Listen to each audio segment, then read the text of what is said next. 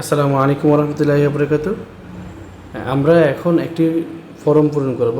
এই ফর্মটি মূলত ভর্তির সময় কিছু তথ্য আমাদের নেওয়া দরকার ছিল, কিন্তু আমরা তাড়াহুড়ার ক্ষেত্রে সেটা নিইনি। আমরা ইনস্ট্যান্ট আপনাদের নাম ঠিকানা নিয়েই আমরা আপনাদের ভর্তি করে নিয়েছি। এখন রেজিস্ট্রেশনটা কনফার্ম করার জন্য আপনাদের এই তথ্যগুলো দরকার।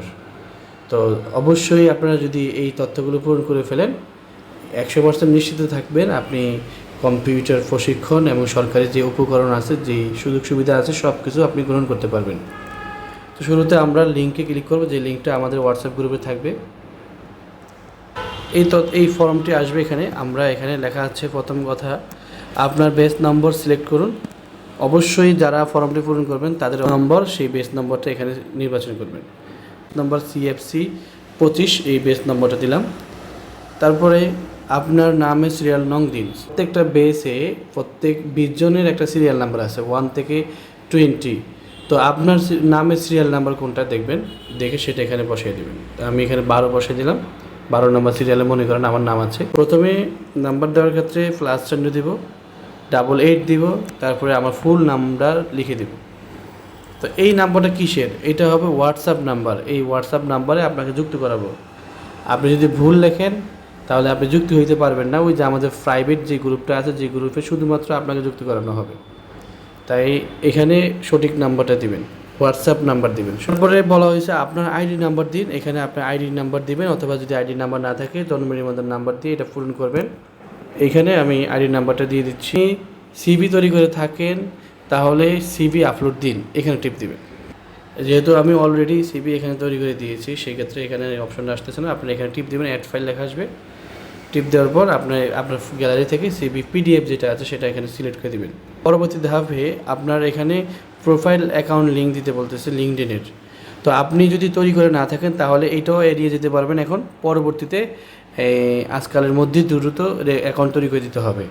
তো যদি এটা না থাকে এটা এড়িয়ে যান, আর যদি থাকে তাহলে এখানে দিবেন। যদি থাকে কিভাবে দিবেন এখানে, তাহলে আপনি এটাকে স্কিপ করলাম।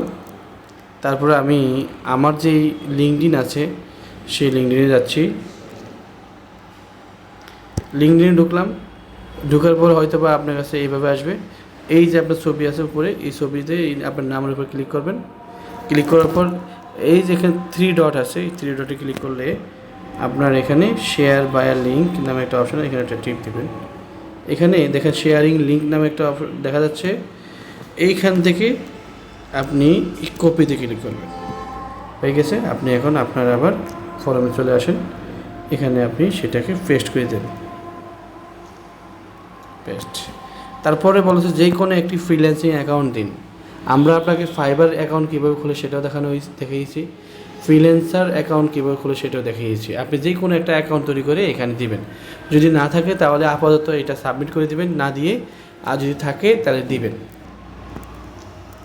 হ্যাঁ, দেওয়ার জন্য আমি ফ্রিল্যান্সার অ্যাকাউন্টে যাচ্ছি।